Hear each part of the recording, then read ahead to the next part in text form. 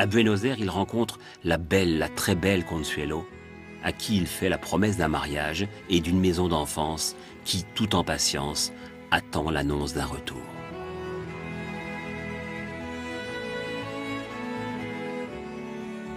Le retour est toujours un peu justement mis en valeur dans sa fierté d'homme qui est allé traverser les déserts et qui revient comme ça.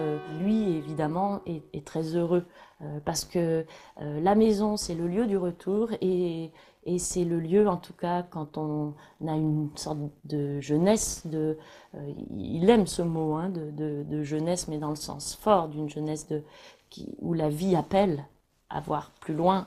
Et il aime raconter ses aventures au retour.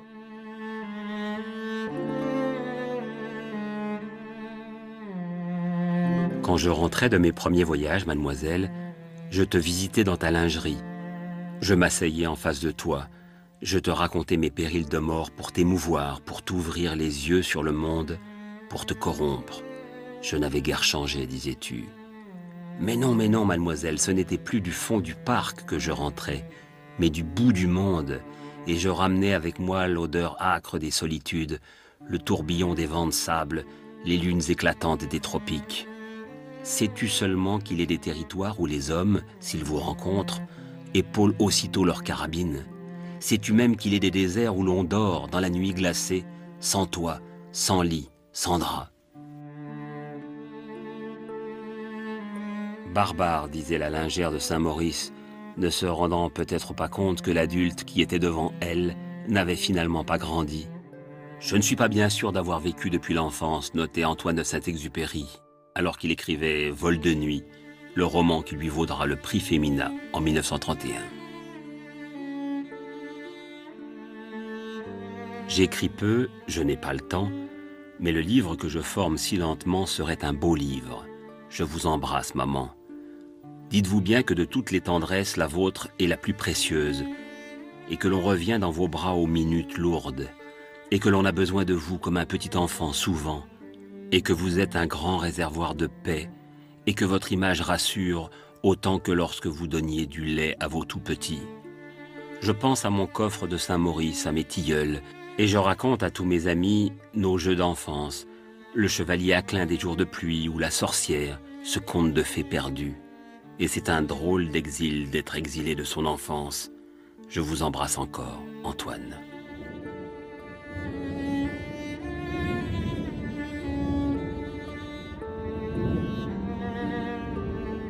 À toutes les distances que lui ont imposées les voyages, s'en est rajoutée une autre, celle-ci infranchissable, entre Antoine de Saint-Exupéry et sa maison d'enfance. En 1932, c'est devenu trop lourd. Sa maman doit revendre la maison et Saint-Exupéry l'aidera pour le déménagement. Mais on n'a pas de texte racontant cet épisode, si ce n'est que je sais que la maman était très contente parce qu'elle savait que ça allait être destiné à des enfants. Donc ça, c'était un réconfort dans cette séparation. Dans les chambres des étages, dans les allées du parc, à l'ombre des tilleuls et des sapins noirs où les 5 enfants Saint-Exupéry avaient dessiné les contours de leur royaume imaginaire, ce sont désormais des enfants à la santé fragile que la maison, devenue colonie préventorium, accueille pour des soins. L'appel du lointain est la force du défi. Le 29 décembre 1935, Antoine de Saint-Exupéry s'envole avec la conviction de pouvoir relier Paris à Saïgon en moins de 5 jours. Mais soudain, l'avion se mit à vibrer comme un couteau planté de loin dans le bois dur, dira-t-il, avant qu'il ne s'écrase dans l'immensité brûlante du désert de Libye. Le crash, 3 jours d'une errance proche de la mort, quand au loin se dessine la silhouette salvatrice d'une caravane de bédouins, les hommes silencieux du désert aux mains d'archanges, auquel Antoine dédiera quelques-unes des plus belles lignes de son roman « Terre des hommes ». Quant à toi qui nous sauves, bédouin de Libye, tu t'effaceras cependant à jamais de ma mémoire. Je ne me souviendrai jamais de ton visage. Tu es l'homme et tu m'apparais avec le visage de tous les hommes à la fois. Tu ne nous as jamais dévisagés et déjà tu nous as reconnus. Tu es le frère bien-aimé. Et à mon tour, je te reconnaîtrai dans tous les hommes. Tu m'apparais baigné de noblesse et de bienveillance, grand Seigneur qui a le pouvoir de donner à boire. Tous mes amis, tous mes ennemis en toi marchent vers moi, et je n'ai plus un seul ennemi au monde. Quelques années après, il revient ici, c'était donc un collège, il fait le tour et il a dit bon, ben, je ne reviendrai plus. Le théâtre est toujours en place, mais les acteurs ne sont plus les mêmes.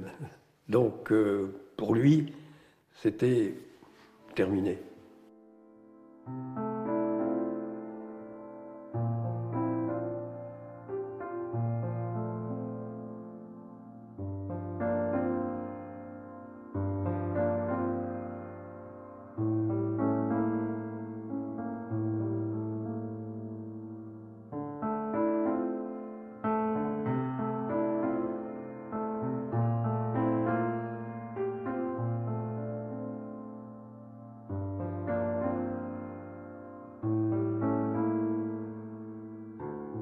La Terre nous en apprend plus long sur nous que tous les livres, parce qu'elle nous résiste.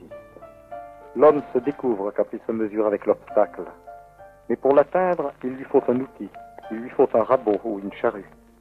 Le paysan, dans son labour, arrache peu à peu quelques secrets à la nature et la vérité qu'il dégage est universelle. De même, l'avion, l'outil des lignes aériennes, mêle l'homme à tous les vieux problèmes.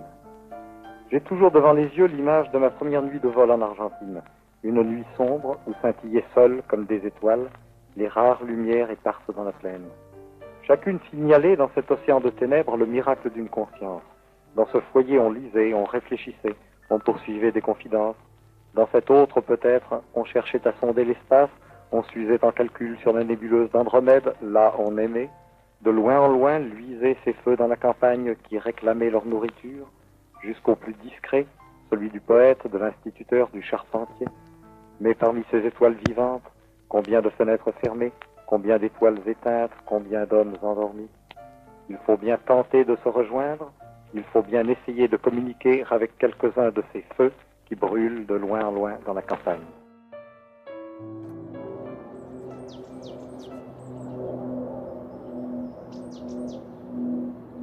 Il aimait les gens et il avait vite fait de décerner parmi les gens celui qui était un interlocuteur valable et celui qui ne l'était pas. Il avait toujours un contact facile avec les enfants et les jeunes. Il savait s'adapter à leur langage, si vous voulez, le langage des jeunes. Non seulement il se mettait à leur portée, mais en fait il les élevait vers lui. Il était aussi bien avec le jardinier qu'avec le colonel ou il ne faisait pas de différence. Il y avait en fait de lui des hommes, des humains, et il savait s'adapter à chacun d'eux. Il a écrit « J'étais fait pour être jardinier ». Cette réflexion lui est venue de l'inquiétude du devenir de la civilisation. Ses voyages en Allemagne, d'une part, en Russie, ces pays totalitaires de l'époque, l'avaient un peu effrayé quand même. Il se rendait compte que l'homme était réduit à un individu, même pas un individu, à un numéro. Et toute sa réflexion, peu à peu, évolue vers ce qu'on pourrait appeler le devenir de l'homme. Que peut-on dire aux hommes pour les rassembler? Regardez ce qui vous unit et non pas ce qui vous divise.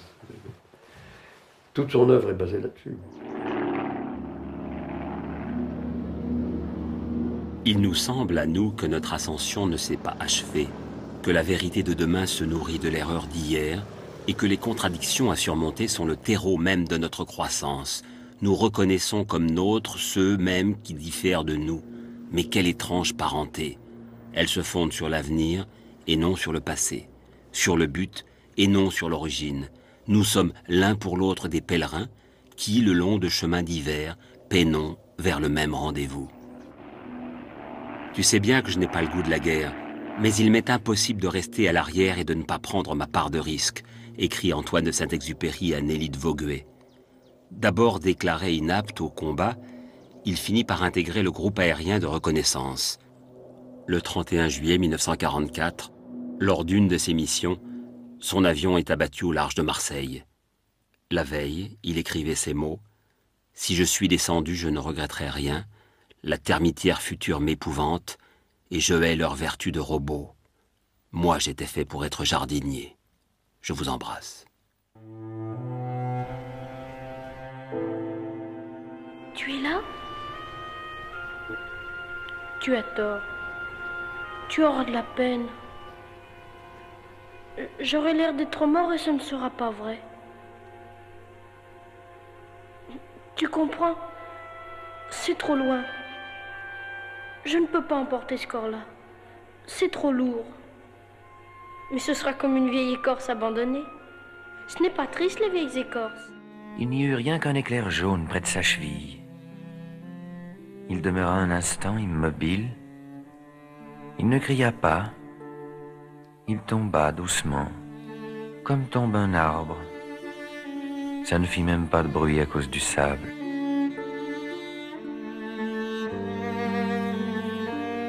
Les derniers mots du Petit Prince, l'œuvre ultime d'Antoine de Saint-Exupéry, illustrée de sa propre main, comme le testament, non pas d'une vie, mais d'une enfance et d'une maison, la sienne, celle de Saint-Maurice de Rémance, appelée, elle, à revivre après des années d'oubli, pour bientôt devenir une maison ouverte à tous et au monde, dédiée à la mémoire et à l'œuvre d'Antoine de Saint-Exupéry, une maison de Petit Prince.